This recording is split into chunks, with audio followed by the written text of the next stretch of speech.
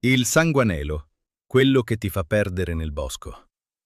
Sull'altopiano di Asiago, tra boschi e silenzi, si racconta di una creatura che non è mai sparita davvero. Si chiama Sanguanelo. Non è un mostro gigantesco, non è un demone, è qualcosa di peggio. Un essere piccolo, vestito di rosso.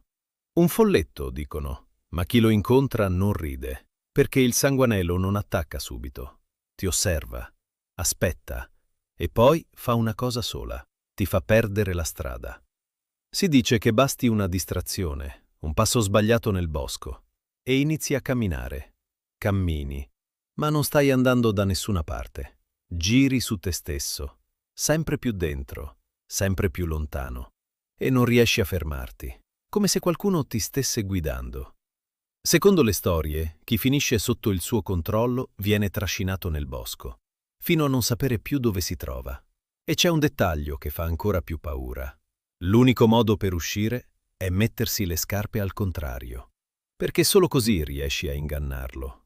Ma non sempre basta, perché il sanguanelo non è davvero cattivo, è peggio, è dispettoso, e per lui tu sei solo un gioco.